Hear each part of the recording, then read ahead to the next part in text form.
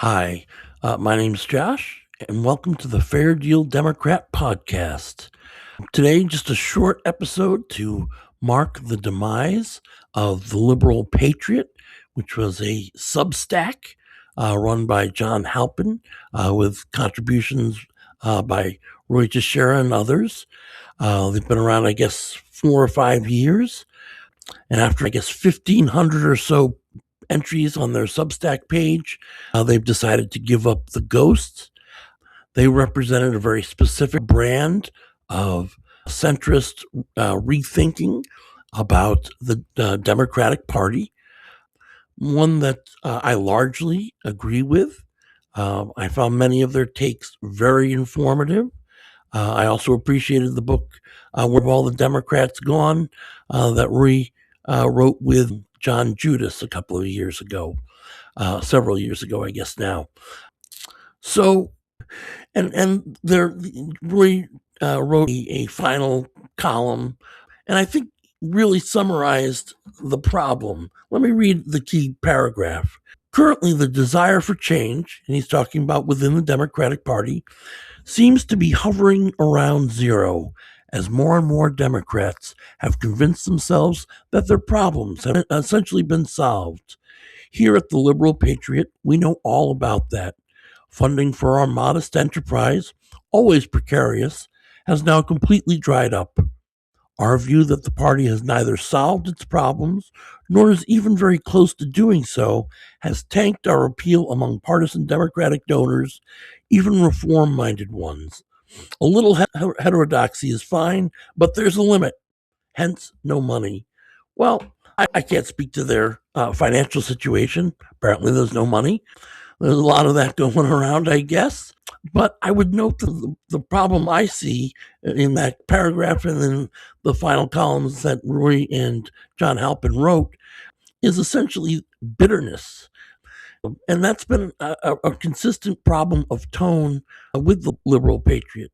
I never once, as much as I agree with many of the positions they take and found it helpful and informative in many ways, I never once got the sense that they were liberals or particularly sympathetic to the Democratic Party.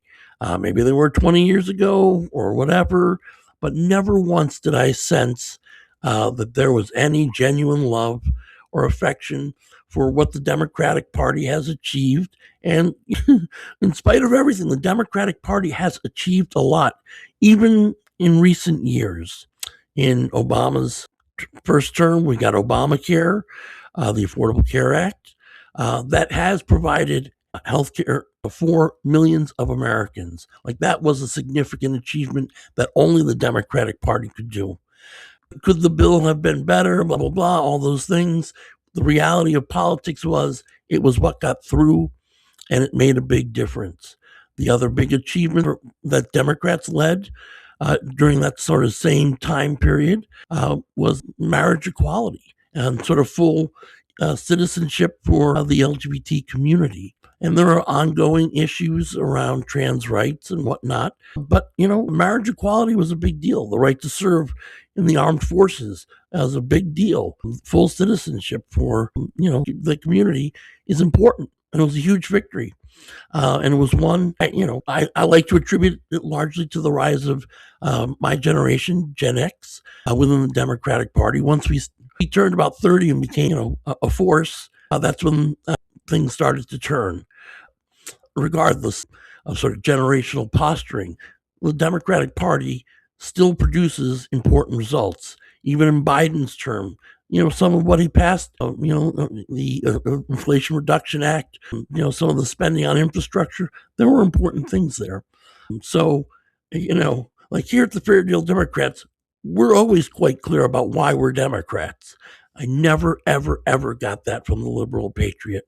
I never, got the sense that they appreciated, Democratic Party's key role in civil rights movement, environmental protection, all those things. Even if later, the issues got more complicated around identity politics or overregulation or whatever, those were important achievements, lasting achievements to build on, to reform if necessary.